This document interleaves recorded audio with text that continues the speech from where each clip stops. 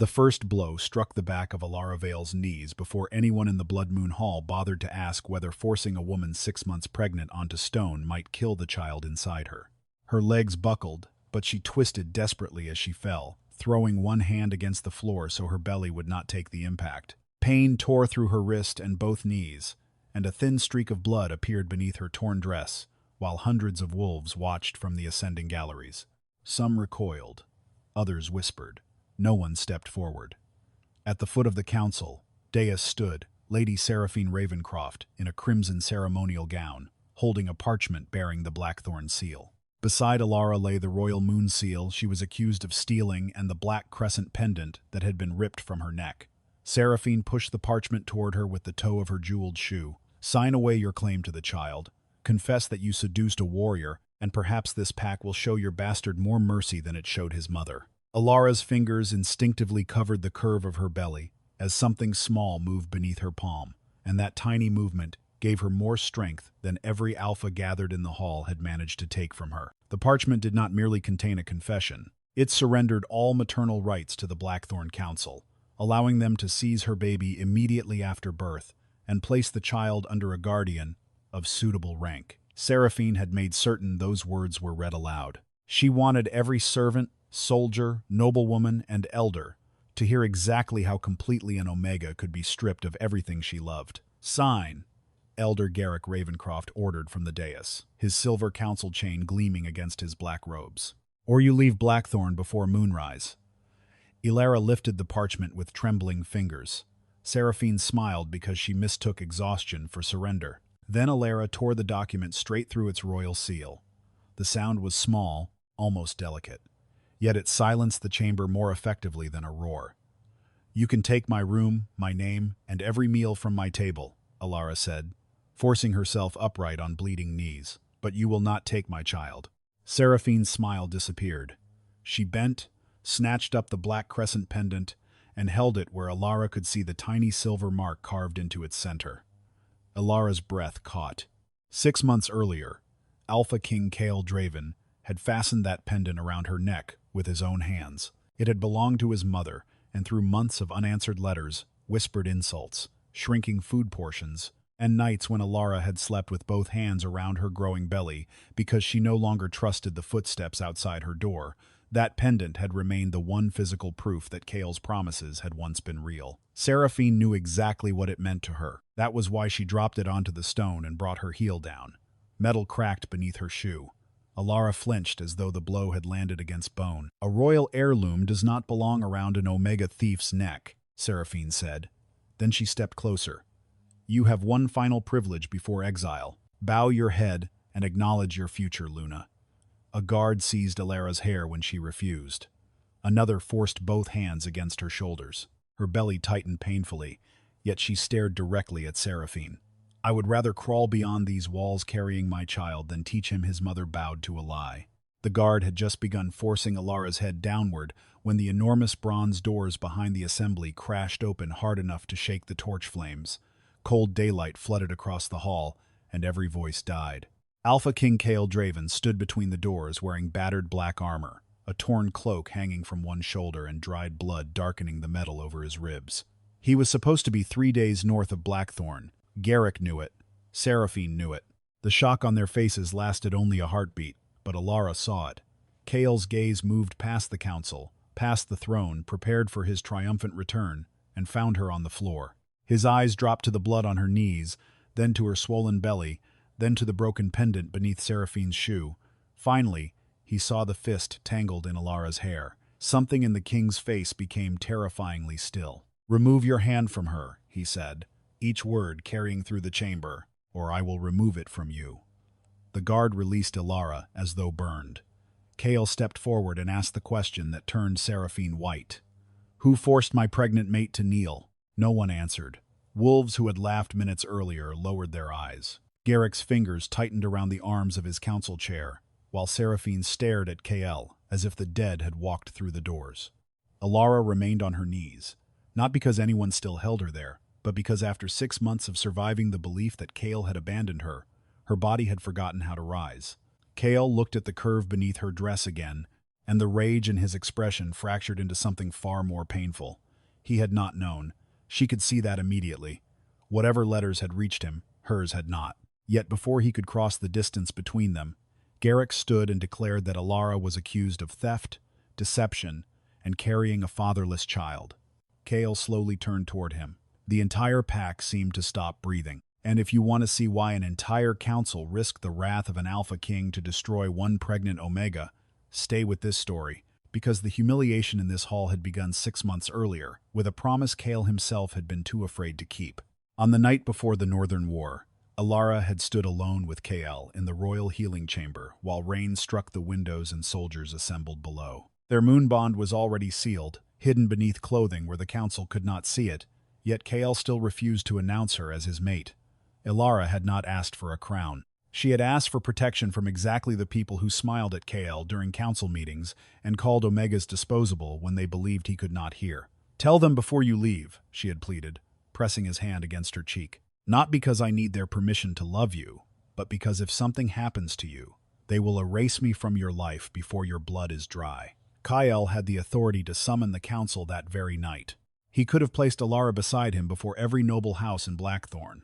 Instead, with war threatening the border, he chose political peace. He kissed her forehead and promised that after victory he would return, reveal their bond, and never again allow anyone to make her lower her eyes. Before leaving, he placed his mother's moonblood pendant around her neck. By sunrise, his army was gone. By noon, Elara learned she was carrying his child. Her first letter chased Kale north before the army had even reached the mountain passes. She wrote that she had checked twice, then a third time, because her hands would not stop shaking, that Mara had heard the earliest signs of life, that she wished she could see his face when he read the words. She signed it the way she always did. "Your little moon." No answer came. Elara sent another letter, then another. Weeks became months.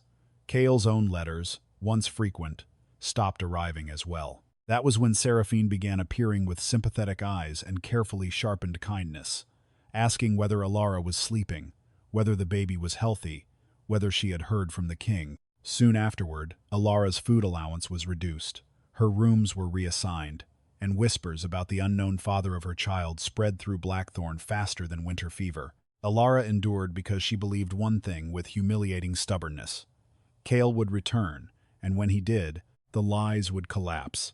She discovered how carefully those lies had been built only days before the tribunal. Searching the old correspondence room for a medical ledger Mara needed, Elara found an envelope wedged behind a locked dispatch chest. She recognized her own handwriting before she touched it.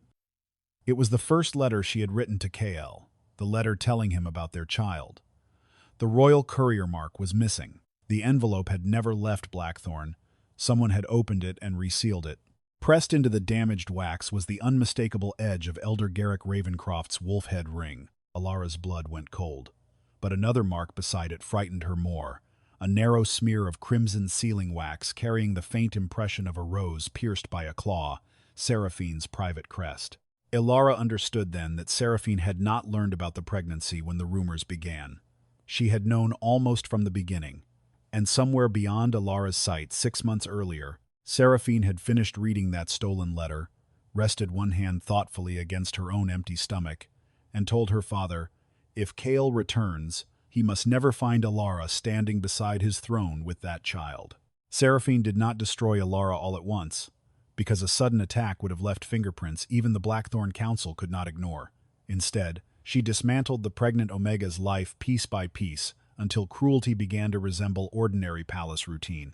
3 days after Elara's first letter disappeared, her evening meal arrived without the meat prescribed by Mara. A week later, the herbal tonic meant to strengthen her pregnancy was reduced to half portions because, according to the steward, war requires sacrifice from everyone. Then her chamber beside the royal healing rooms was reassigned to a visiting Alpha family, forcing her into an abandoned Omega wing where cold air slipped through cracked stone around the windows. Elara still worked 12-hour shifts treating wounded soldiers returning from the northern border. She stitched Alpha flesh, changed blood-soaked bandages, lowered fevers, and held dying warriors while they called for their mothers, only to watch those same men avert their eyes when someone whispered that the swelling beneath her dress belonged to a nameless lover.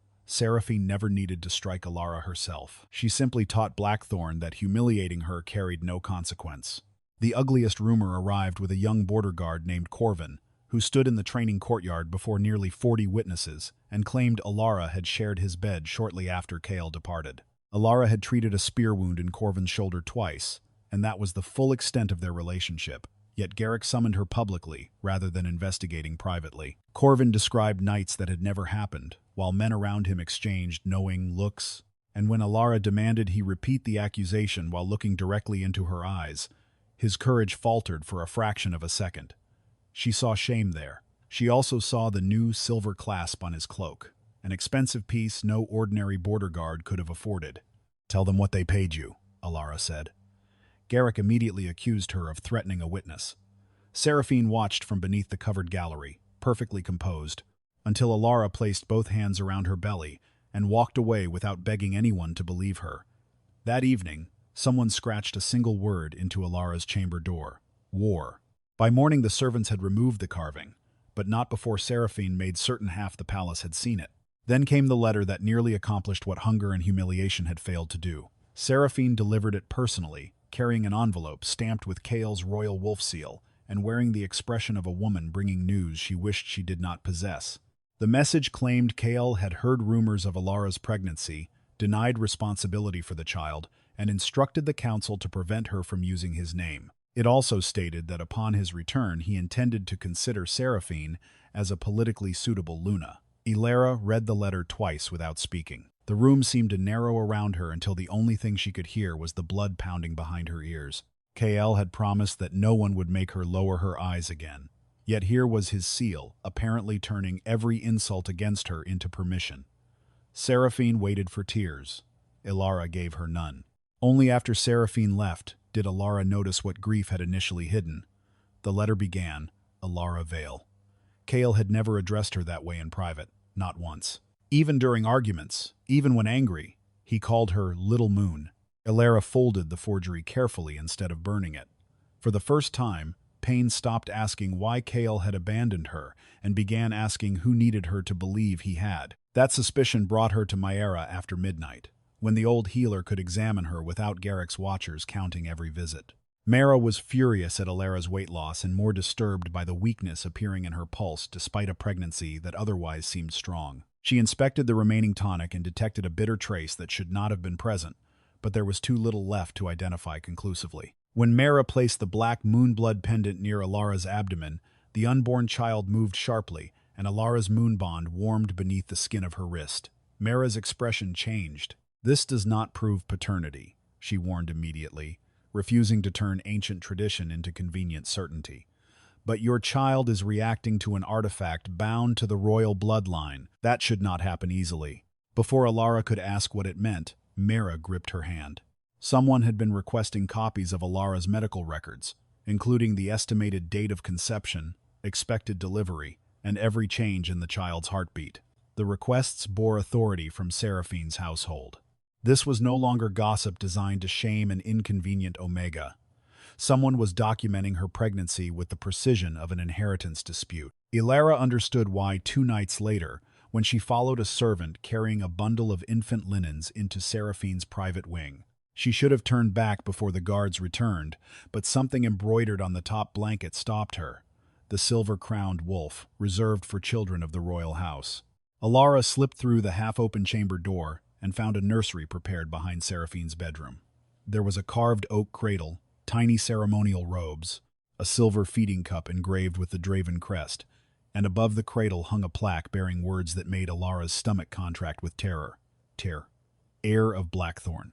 The room was not unfinished. It was waiting. Elara approached the cradle and found an inventory sheet listing a wet nurse, 2 attendants, and a guardian authorized by the council. There was no place for the child's mother. Behind her, voices approached through the corridor. Elara hid behind a heavy curtain as Garrick entered with Seraphine. "If Myra is correct, and the child carries royal blood, killing it would be stupidity," Seraphine said. "Remove Elara after delivery. The pack will be told she abandoned the infant rather than face judgment. Kale returns to an heir without a mother, and I give that heir 1. Garrick's answer was colder because it contained no jealousy at all, only calculation. A living royal child could stabilize the throne if Kael died in the north. With Seraphine presented as the child's protector and Garrick controlling the council, Blackthorn would effectively belong to them. If Kael survived, they would use Elara's destroyed reputation to convince him she had betrayed him, while Seraphine stepped forward as the noblewoman who had protected his supposed heir from scandal. "And if the Omega refuses to surrender it?" Garrick asked. Seraphine touched the cradle with almost maternal tenderness.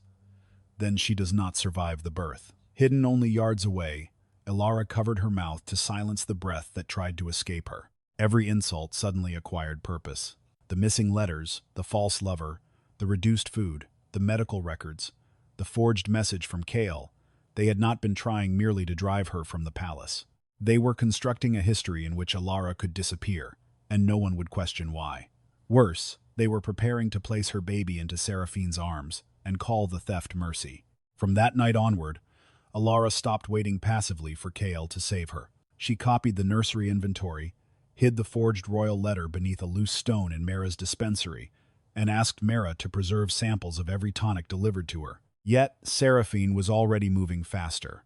The royal moon seal vanished from the treasury, and before sunset, Garrick's guards stormed Elara's chamber with a search order. They overturned her bedding, smashed medicine jars, ripped clothing from her chest, and finally produced the missing seal from beneath a floorboard beside her bed. Elara did not need to ask who had planted it. Seraphine stood in the doorway wearing the same crimson wax ring Elara had seen impressed beside Garrick's seal on her intercepted letter. "You should have left when people merely thought you shameless," Seraphine murmured, while the guards bound Elara's wrists. "Now they will remember you as a thief." Elara looked past her toward the distant royal wing where the stolen cradle waited and answered, "No, they will remember what you were willing to become for a child who will never call you mother." That was how the Blood Moon Tribunal had begun. And now, 6 months of carefully manufactured lies were collapsing beneath Kael's boots. Back in the Great Hall, he crossed the stone floor toward Elara while no one dared block his path. Seraphine recovered first. "Your Majesty, do not let desperation make you foolish," she said loudly enough for the galleries to hear. "Elara was found with the royal moon seal. A witness has sworn he fathered her child. If she has convinced you otherwise, then demand proof." Garrick immediately ordered Corvin brought forward. The young guard entered pale and sweating, yet he repeated the rehearsed claim that he had slept with Elara after Kael departed. Murmurs returned. Kael stopped several steps from Elara. For one terrible heartbeat, he looked from Corvin to her swollen belly and said nothing. That heartbeat was enough. Elara remembered the forged letter, the word carved into her door, the nursery prepared for her stolen child, and every night she had defended a man who had chosen to keep her secret. She did not beg him now. If Kael required her humiliation to become complete before he believed her, she would survive that too. But Kael turned away from Corvin without asking Elara a single question. He walked to the broken moonblood pendant, lowered himself onto one knee before the Omega his entire court had forced onto both, and began gathering the shattered pieces from the floor with his bare hands. A jagged edge cut his thumb, leaving royal blood across the crescent, but he did not stop. When he finally looked up, his anger was no longer wild. It had become the controlled fury of a king, beginning to understand that his own palace had been turned into a weapon while he fought beyond its walls.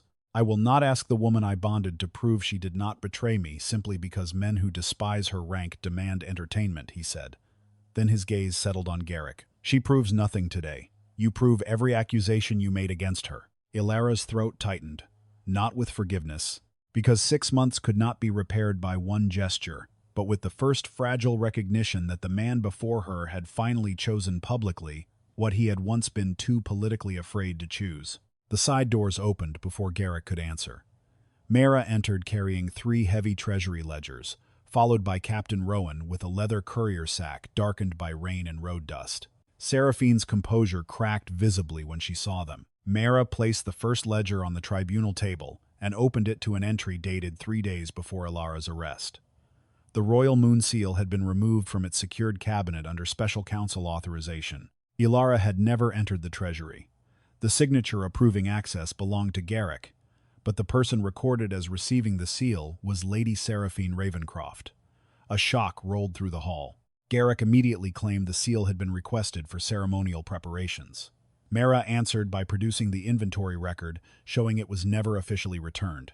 Then Rowan emptied the courier sack. Dozens of envelopes scattered across the table, all bearing Elara's handwriting. Cale picked up the oldest, broke a seal already tampered with months earlier, and read the first lines announcing the child he had never known existed. Elara watched his face change as he read letter after letter that should have reached him. One described the first time she heard the baby's heartbeat. Another confessed she was frightened but believed he would return before the birth. A third begged him to answer because people in the palace had begun asking questions. Cale's hand began to shake. Rowan then withdrew a thin black ledger from beneath the letters and placed it beside them. It contained no correspondence, only dates. Week 8. Week 12. Week 16. Elara's weight, her symptoms, Mara's appointments, changes in food and medication. Every stage of her pregnancy had been recorded with chilling precision. Seraphine stepped backward. Cale turned to the final page. The entries continued all the way to the estimated delivery date. Beside the 40th week, written in the same elegant hand appearing on Seraphine's household orders, were 7 words that stripped the last whisper from the hall. The mother will not be required after delivery. Cale raised his eyes slowly. This time, he did not look at Elara.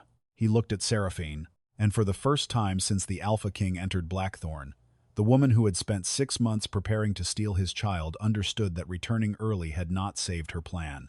It had trapped her inside it. Cale read the sentence a second time, and somehow the silence that followed was worse than a roar. His bloodied thumb remained pressed against the black ledger, while every alpha, beta, servant, healer, and elder in the Blood Moon Hall stared at the 7 words written beside Elara's expected delivery date. The mother will not be required after delivery. Seraphine had spent 6 months teaching Blackthorn to see Elara as a shameless omega carrying a nameless child, yet no rumor could explain why Seraphine's household had documented the pregnancy week by week, or why someone preparing to become Luna needed to know precisely when another woman would give birth. Cale lifted his eyes toward her, but before he could speak, Elara did. Her voice was hoarse from exhaustion, though there was nothing weak in it. There is a nursery behind her private chamber. Seraphine's face changed. Elara continued, one hand covering the child Seraphine had already planned to claim. A royal cradle, your family crest. Attendance assigned before my baby has even been born. Tell him why. The accusation shattered whatever remained of Seraphine's composure. She claimed the nursery had been prepared for Blackthorn's future heir, as part of her ceremonial responsibilities. But Elara described the inventory she had copied and hidden with Mara. A wet nurse, 2 attendants, a council-appointed guardian, and no provision for the birth mother. Mara produced that copy from inside her healer's robes. Garrick rose immediately and accused the old woman of forging evidence, only for Rowan to place Seraphine's original household inventory beside it. The handwriting matched. So did the private crimson seal. Cale read both documents before turning toward Corvin, the guard who had sworn he fathered Elara's child. You have one opportunity to speak before I decide whether your lie was cowardice or treason. Corvin's knees visibly weakened. Garrick warned him not to dishonor himself by changing sworn testimony, but the threat only exposed who held his leash.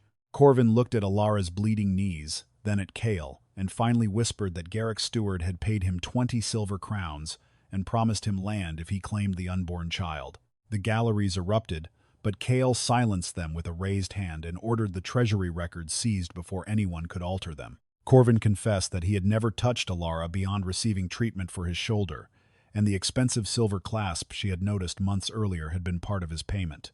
Elara should have felt vindicated, yet the confession brought no relief. She remembered the courtyard where Corvin had lied, while men laughed, the word carved into her door, and the servants who stopped meeting her eyes. None of those humiliations disappeared because the liar had finally become afraid of a stronger man. Cale seemed to understand something similar as he looked around the chamber at people suddenly eager to appear horrified. You believed him because his story gave you permission to despise her, he said, not because he had proof. Then he ordered the doors guarded. No elder, noble, or witness who had participated in the tribunal would leave until the evidence had been heard.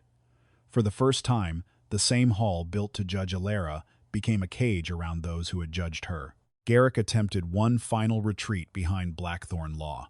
Even if Corvin had lied, he argued, the child's paternity remained unproven, and Kael's private claim of a moon bond could not automatically establish succession. Elara saw Seraphine seize on that argument immediately. If doubt survived around the baby, Seraphine still possessed a weapon. Kael could have silenced everyone by royal decree, but doing so would leave Elara and the child vulnerable to the same whispers after his death. Instead, he ordered the old recognition protocols brought from the royal archive. Mera warned the council that no single ritual could establish truth without supporting evidence, so the proof was assembled piece by piece. Her medical records fixed conception before Kael left for war. Rowan testified that Kael dismissed his personal guard outside the healing wing that final night. The hidden moon bond beneath Elara's wrist matched the mark Kael revealed on his own skin, and the moonblood pendant reacted when placed between them, confirming that the bond had been completed before the campaign. Only then did Mera perform the blood recognition. Kael opened his palm with a ceremonial silver blade and allowed several drops to fall into a shallow moonstone basin. Elara's blood followed, taken carefully from her finger, and the old healer added the mineral solution traditionally used when succession was disputed. The reaction was not explosive or mystical enough to erase reason. Instead, the pale solution darkened into the distinctive silver-black pattern recorded for generations in Draven birth registers. Mera compared it against Kael's archived royal profile, then repeated the test with a second sample before speaking. The pregnancy is consistent with the reigning Draven bloodline. The conception date matches the king's presence, the moon bond predates the pregnancy, and the recognition test confirms paternal inheritance. She turned toward the council so no one could pretend not to understand. The child Elara carries is Alpha King Kael Draven's heir. The words struck the hall like a blade. Several people who had called the baby fatherless now lowered their heads so quickly it looked almost like prayer. Kael did not celebrate. He looked at Elara, and what he saw in her expression stopped him from reaching for her. For months, she had carried his child while his court starved her, mocked her, poisoned her reputation, and prepared to steal the baby after birth. He had not ordered any of it, but he had created the first opening when he chose to keep their bond secret. "Elara," he began, but she shook her head. "Do not apologize because everyone is watching now." Her voice trembled, not from fear but from the weight of words she had swallowed too long. "I asked you to tell them before you left. You said the council was unstable. You said the war mattered more than provoking the noble houses. You told me secrecy would keep me safe." Kael absorbed every sentence without interrupting. Elara looked around the hall. "They could turn me into a liar because you made me a secret. They could call your child a bastard because you decided my place beside you could wait until it was politically convenient." There was no defense Kael could offer without making himself smaller. He remembered the night before the war, when Elara had asked for recognition, and he had chosen 3 months of political stability over the danger she would face if he never returned. He had believed himself practical. Now her blood stained the floor beneath his throne. "You are right," he said before the entire pack. Garrick immediately tried to exploit the admission, declaring that a king who confessed such weakness could not be trusted with succession. But Rowan interrupted by placing another document onto the table. The captain had spent the northern campaign investigating an impossibility that had cost Blackthorn hundreds of soldiers. Enemy forces repeatedly knew which mountain passages Kael intended to use before orders reached most commanders. At first, Rowan suspected a battlefield spy. The intercepted courier sack proved the leak had begun inside Blackthorn itself. Among Elara's stolen letters were coded messages sent from a council account to the northern clans, each carrying routing marks linked to Garrick's private office. The first decoded message contained troop numbers. The second revealed a supply route. The third named the Raven Pass, where 173 Blackthorn warriors had been trapped between 2 enemy companies and slaughtered before reinforcements could reach them. A sound like grief moved through the galleries because nearly every military family knew someone buried after Raven Pass. Garrick called the documents fabrications. Rowan responded by producing the captured northern courier who had transported several of them. Under guard, the man identified Garrick's seal and described payments delivered through neutral traders.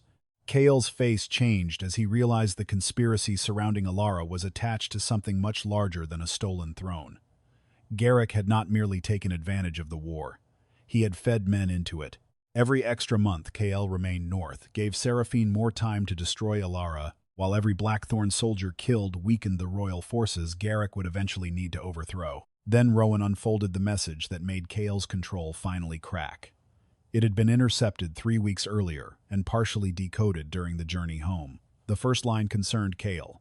If the king survives the autumn offensive, extend the conflict until winter. The second concerned the palace. The Omega must be publicly discredited before his return. But the final instruction was written without code, apparently because Garrick had believed the courier would never be captured. If the child proves royal, preserve the heir. Remove the mother. Kale crossed the distance to Garrick so quickly that 2 guards instinctively reached for their weapons before remembering which man they served. He seized the elder by the front of his robes and dragged him over the council table. You sent my soldiers into graves to buy time to steal my child? Garrick did not answer. His silence was enough to make several elders step away from him. Seraphine was stepping away too. That movement caught Elara's attention because it was not the reaction of a daughter shocked by her father's treason. It was the calculation of someone realizing the evidence was approaching her own part of the conspiracy. Mara saw it as well. The healer suddenly asked Seraphine whether she remembered visiting the infirmary during Elara's 8th week of pregnancy. Seraphine denied it. Mara walked closer. You asked me how early royal blood could be detected in an unborn child. A murmur spread through the hall. You asked whether a moonblood artifact would respond before birth. When I refused to discuss a patient, you threatened my position. Elara stared at Seraphine as the last ambiguity vanished. Seraphine had known the child might belong to Kale before Elara's belly had even begun to show. Every time she called the baby fatherless, every time she allowed Elara's meals to be reduced, every time she encouraged the pack to spit its contempt at an unborn child, she had known exactly whose blood she was attacking. Mara was not finished. She removed a small sealed vial from her medical case and placed it before Kale. Weeks earlier, after noticing Elara weakening despite an otherwise viable pregnancy, she had begun saving samples from the tonics delivered by Seraphine's household. The laboratory keeper had finally identified traces of blackroot, an herb harmless in tiny doses to most adults but dangerous when repeatedly given during pregnancy because it could trigger bleeding, premature contractions, and eventual loss of the child. The dosage had been deliberately low enough to resemble natural complications. Elara's hand tightened around her belly as memory rearranged itself into horror. The bitter aftertaste, the sudden cramps, the days when Seraphine personally asked whether the baby had been moving. Kale stared at the vial, then at Seraphine. You poisoned them. Seraphine's mouth opened, but Garrick spoke first, ordering her to remain silent. That command exposed more than any confession could have. Kale ordered both Ravencrofts arrested. Royal guards moved toward Garrick, while Rowan approached Seraphine. For the first time that day, genuine fear appeared in her eyes. Yet it vanished almost immediately when Garrick looked toward the western gallery and gave a tiny downward motion with 2 fingers. Elara saw it because she had spent 6 months learning to survive by noticing what powerful people assumed an Omega would miss. A guard beside the western door answered with the same gesture, then another beside the eastern entrance. Elara's blood went cold. Kale, she warned. He turned toward her just as every bronze door in the Blood Moon Hall slammed shut at once. Heavy locking bars dropped into place from the inside. Several royal guards drew swords, but nearly a third of the men stationed around the galleries turned their blades toward their own comrades. The ceremonial braziers suddenly released thick, bitter smoke, and Kale staggered after his first breath. Mara's face drained of color.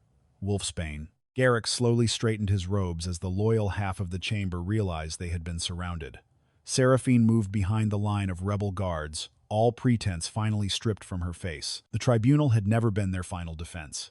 It had been a gathering point, a way to place the returning king, the pregnant Omega, the disputed heir, the council, and enough loyal commanders inside one sealed hall. Garrick looked at Kale struggling against the Wolfsbane and smiled for the first time since the king's return.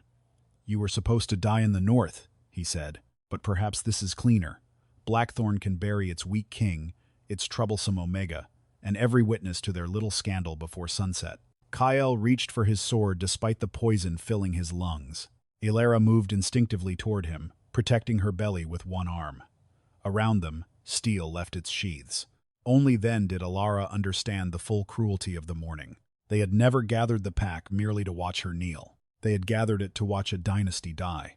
The first loyal guard fell before anyone in the galleries understood that the Blood Moon Tribunal had become an execution chamber. A rebel blade opened his shoulder as he tried to reach the western doors, and panic broke across the hall while bitter wolfsbane smoke poured from the ceremonial braziers. Kale dragged his sword free, but the poison was already entering his lungs, turning the strength that had carried him through 6 months of war into a dangerous heaviness. Garrick had calculated everything. Chaol was exhausted from the northern campaign. Rowan's strongest soldiers had remained outside the inner palace, and dozens of council families were trapped inside with nowhere to run. Yet Garrick had underestimated the woman he had spent months reducing to a helpless Omega. Elara recognized the gray powder burning beneath the incense before most warriors recognized the smell. She tore a strip from her sleeve, soaked it in spilled ceremonial water, pressed it over Chaol's mouth, and ordered him to breathe through the cloth. Then she shouted toward the galleries for everyone to extinguish the braziers. The woman they had forced to kneel minutes earlier became the first person in the hall giving instructions that might keep them alive. Garrick ordered his men to take Elara, and Seraphine herself crossed the floor with a narrow ceremonial dagger in her hand. She stopped behind Elara and pressed the blade against the side of her swollen belly, careful enough not to cut, but hard enough for Chaol to see exactly what one movement could cost him. The king froze. Seraphine wrapped an arm around Elara's shoulders and began pulling her backward toward the council passage. "Drop the sword, Chaol, or your heir dies before you learn whether it has your eyes." Elara felt the child move beneath the place where the dagger rested and forced herself not to flinch. She looked sideways at Seraphine, remembering the woman who had once brought her tea, asked about morning sickness, touched the blankets in the nursery meant for her stolen baby, and watched servants reduce her meals while pretending concern. "You knew," Elara whispered. "When you called my child fatherless in that courtyard, when you watched them spit at my feet, when you let them drag me here, you already knew whose child I carried." Seraphine's mouth curved without shame. "Every day." The answer hurt more than Elara expected because it stripped away the final possibility that cruelty had grown from jealousy or misunderstanding. Seraphine had made deliberate choices every morning for 6 months. She had watched Elara lose weight and chosen not to stop. She had known the tonic could weaken the pregnancy and continued sending it. She had prepared a cradle for a child whose mother she intended to erase. Even now she had another choice. Elara saw it when Seraphine's grip trembled briefly, when the frightened faces of the pack turned toward her, and Garrick ordered her to take the Omega through the eastern passage. Seraphine could have lowered the knife. She could have exposed her father. She could have saved the smallest fragment of herself. Instead, she pressed the point through Elara's dress until a bright bead of blood appeared against the fabric. "Walk." Chaol moved instantly. He crossed the distance before Garrick's nearest guard could intercept him, caught Seraphine's wrist, and ripped Elara away. A second rebel stepped from behind the council pillar and drove a wolfsbane-coated blade beneath Chaol's ribs. Elara heard the impact before she understood what had happened. Chaol's body jerked against hers, his sword dropping from suddenly numb fingers as dark blood spread beneath the plates of his armor. The rebel tried to wrench the blade deeper, but Chaol struck him across the throat and sent him crashing into the tribunal table. Then the king sank to one knee. Seraphine stared at the blood with a strange, stunned satisfaction until Elara shoved her away and dropped beside Chaol. For 6 months, Blackthorn had insisted that an Omega healer was useful enough to close alpha wounds but too low to sit at an alpha table. Now Chaol's survival depended on precisely the skill they had treated as servitude. Elara tore open the leather beneath his armor, examined the wound, smelled the metallic bitterness on the blade, and knew ordinary pressure would not be enough. "Rowan, charcoal from the extinguished brazier, clean cloth, and Mara's red vial," she ordered. "Now." Chaol tried to rise. Elara forced him down with both hands. "You spent 6 months choosing the kingdom over me. For once, let me choose whether you live." Steel clashed around them as Rowan gathered the remaining loyal guards into a defensive ring. Mara reached Elara with the antidote mixture used for wolfsbane exposure, but the wound had driven poison directly into Chaol's blood. Elara packed treated charcoal around the edges, slowed the bleeding, and made him swallow enough antidote to keep his heart from collapsing, while Mara worked beside her. Garrick watched from the dais and understood that his clean execution was becoming a battle. He ordered the rebel guards to kill the council witnesses first, hoping fear would break resistance. Instead, the command destroyed him politically before anyone defeated him physically. Elders who had tolerated his persecution of an Omega suddenly realized they had never been allies. They were loose ends. 3 council guards turned against Garrick immediately. Others followed. The hall erupted into close combat, overturned benches and shattered ceremonial lamps. while Rowan fought toward the western door where loyal soldiers outside had begun hammering against the locking bar. Seraphine retreated toward her father, but Garrick caught her arm and dragged her behind the throne. "Give me the ledger," he demanded. She stared at him, confused. Garrick's private black ledger contained payments, military routes, names of bribed guards, and every transaction that could connect him to the northern clans. Seraphine had taken it from his study as insurance months earlier. Now she realized why he wanted it before they escaped. "You said we leave together." Garrick's expression did not change. "I said what was necessary to keep you useful." Then his hand closed around the dagger at his belt. Seraphine finally understood that her father had never planned to place her securely beside Kael's throne. If the coup failed, she would become the dead conspirator blamed for poisoning Elara, forging letters, and attempting to steal the heir, while Garrick claimed ignorance. When Seraphine stepped backward, Garrick lunged. The blade sliced across her upper arm instead of her throat because she twisted away. She screamed not from pain alone, but from discovering that the man for whom she had destroyed another woman's life considered his own daughter another witness to remove. Seraphine ran toward Rowan and threw a small leather-bound book across the blood-stained floor. "Everything is there," she shouted. "The northern payments, Raven Pass, the guards, the Black Root, all of it." Garrick roared for his men to kill her, but that command came too late. Rowan caught the ledger, and Mara recognized several coded payment marks from treasury records. One entry documented the purchase of enough Blackroot to poison Elara's tonic for months. Another paid Corvin for his false testimony. A third financed the guards who had planted the royal moon seal. Then Rowan reached the Raven Pass accounts. Garrick had received northern gold 3 days before 173 Blackthorn soldiers walked into an ambush. The names of the dead were known throughout the hall. A widow in the gallery screamed her husband's name and threw herself toward Garrick before guards restrained her. Another elder realized both his sons had died in that pass. The coup stopped being a struggle between Kael and Garrick. It became a chamber full of grieving families discovering that the man beside whom they had governed had sold their children for a throne. The western doors finally burst inward. Royal soldiers flooded the hall, forcing the rebel line backward. Garrick attempted to escape through the throne passage, but Rowan intercepted him and struck the sword from his hand. The old elder fell against the same tribunal platform from which he had sentenced Elara to exile. Seraphine stood several yards away, clutching her bleeding arm, expecting that surrendering the ledger might purchase mercy. Elara looked at her and saw no remorse, only terror at losing. "Do not mistake betraying your father when he tried to kill you for saving us," Elara said. Seraphine's face hardened. "Without that ledger, you would all be dead." Elara rose slowly from beside Kael, whose breathing had finally stabilized. "Without you, I would never have been poisoned." The words landed harder than shouting.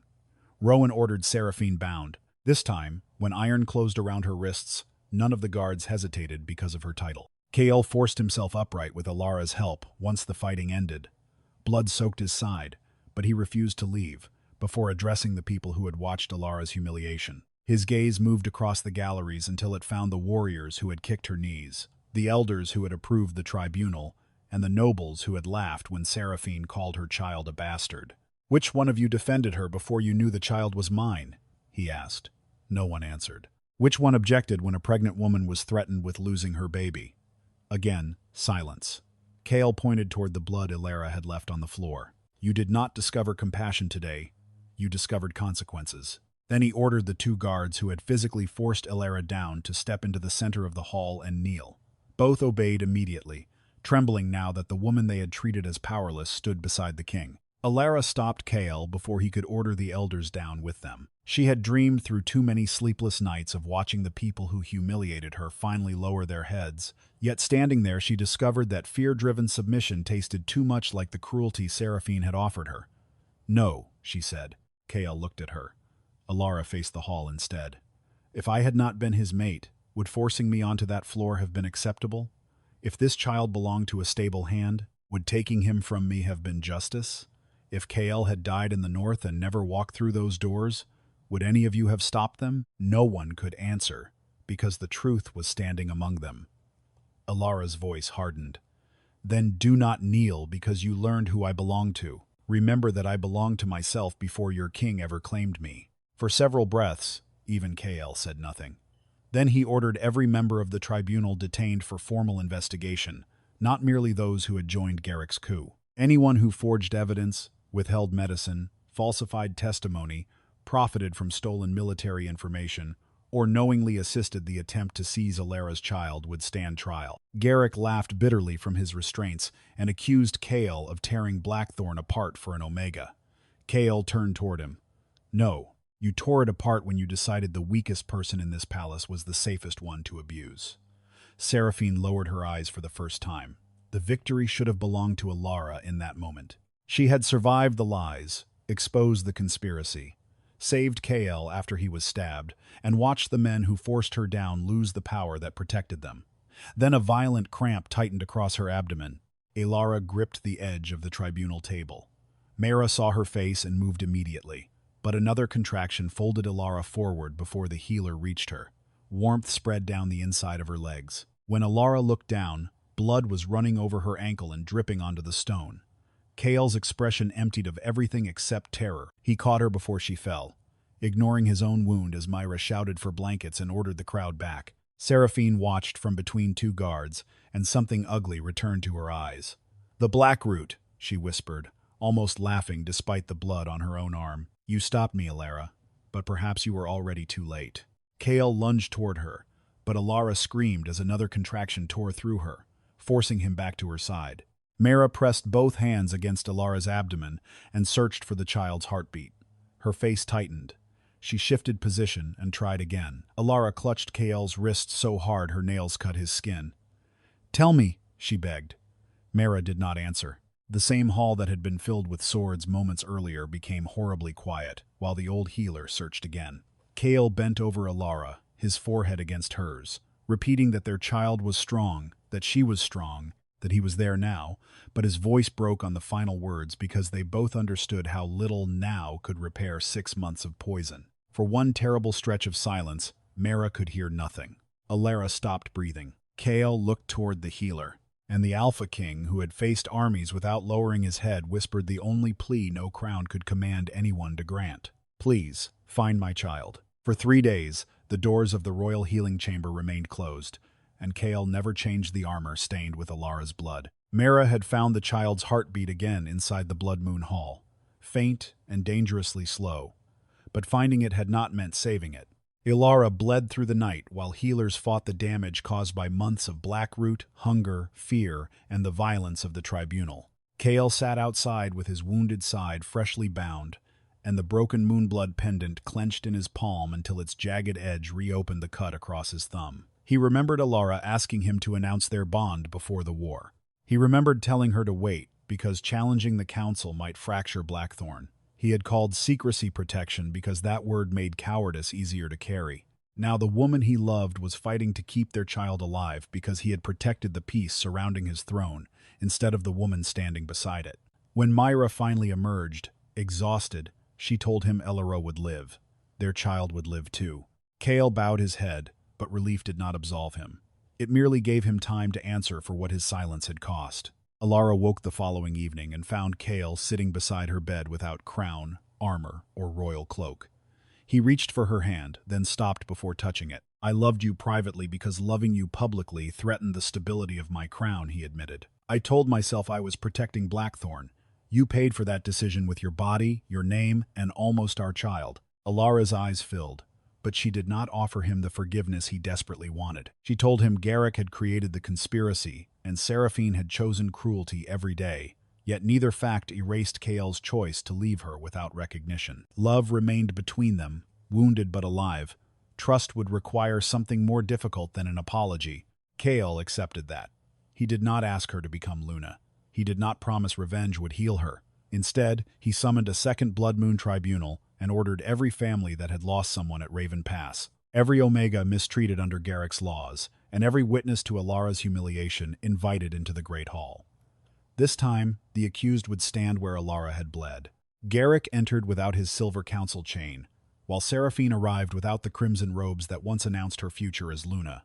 One by one, their crimes were read aloud. Intercepted letters, forged royal correspondence, theft of the Moon Seal, bribery of Corvin, poisoning Elara, plans to seize her child, conspiracy with northern clans, the Raven Pass massacre, attempted regicide, and armed rebellion. Garrick remained defiant until Rowan began reading the names of the 173 warriors betrayed at Raven Pass.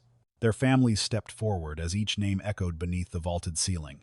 A boy barely old enough to understand death carried his father's military clasp. An elderly woman held the sword belt of both sons she had buried. Garrick had once treated those deaths as numbers purchased for political advantage. Now he was forced to look into the faces left behind.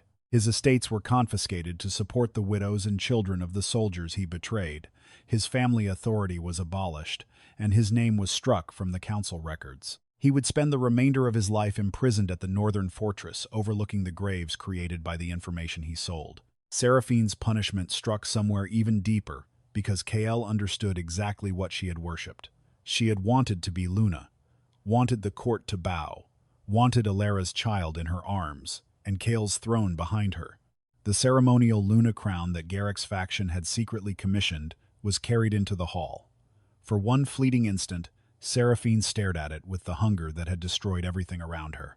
Kael did not place it on another woman. He ordered it melted down, and the silver used to restore the families whose livelihoods Garrick's war had destroyed.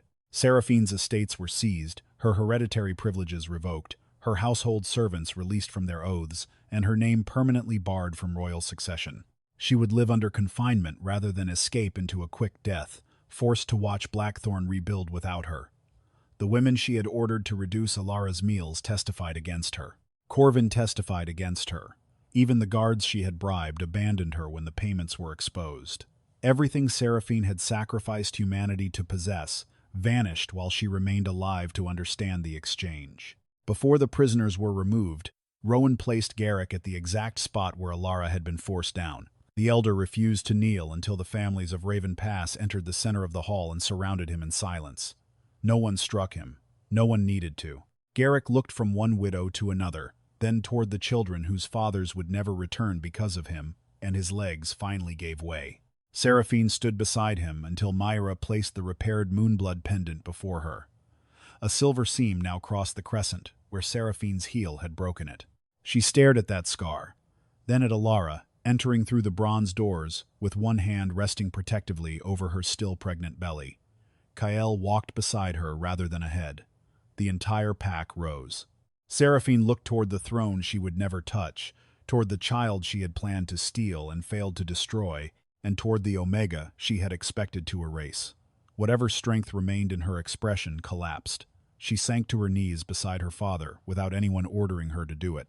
Elara stopped where her own blood had stained the stone days earlier. Kael offered her the Luna crown, but she did not take it. Instead, she demanded the council first abolish the laws that had allowed rank to become permission for cruelty. No Omega would again lose a child merely because an Alpha Council considered the mother socially unsuitable. Pregnancy could never be used as leverage in sentencing. Medical care could not be withheld by rank. Accusations against an Omega would require the same evidence demanded against an Alpha, and tribunal authority would be independently reviewed rather than controlled by noble families. Only after Kael signed the decrees before the entire pack did Elara lift the crown herself. She was not being rewarded because the child inside her carried royal blood. She was claiming the authority to ensure another woman would never need royal blood inside her womb before Blackthorn considered her suffering important. Mara then gave Elara a letter discovered among the possessions of Kael's late mother. Years earlier, the former Luna had attempted similar reforms, only to have Garrick bury them inside the council. Her moonblood pendant had been left for the woman Kael believed capable of forcing the crown to remember those made to kneel beneath it. Kael had given it to Elara before knowing she was pregnant, before there was an heir to protect, and before the court had any reason to value her. Elara looked at the silver scar running through the repaired crescent and chose not to hide it. Some things were stronger because the damage remained visible. Months later, when their child was finally born safely, the first people invited to the naming ceremony were not Blackthorn's highest-ranking alphas, but the healers, servants, widows, and Omegas who had spent generations standing at the edges of the Great Hall. The final image Blackthorn remembered was not Elara wearing a crown. It was Elara crossing the same stone where she had once protected her belly while guards forced her down, as young Omegas stepped from the back rows and stood openly beside Alpha families for the first time. Garrick had lost the dynasty he murdered to control. Seraphine had lost the title, child, palace, and worship she had tortured another woman to steal. KL kept his crown, but carried the knowledge that love hidden for political convenience could become another form of abandonment. And Elara understood something none of them had understood when she was bleeding on her knees. The Alpha King's arrival had not suddenly made her worthy of dignity. She had possessed that dignity before anyone knew whose child she carried. Power had forced her body to kneel, but it had never made her beneath them. In the end, the people who treated weakness as permission for cruelty were the ones brought lowest by the truth they believed they could bury. If Elara's refusal to surrender her child moved you, stay with us for more Alpha King stories where betrayal carries a price, and tell me in the comments, would you have forgiven KL, or was his silence already a betrayal too deep to forget? And if you believe no crown gives anyone the right to humiliate the powerless, like the story and subscribe, because sometimes the person everyone forces to kneel is the one who eventually changes the entire kingdom.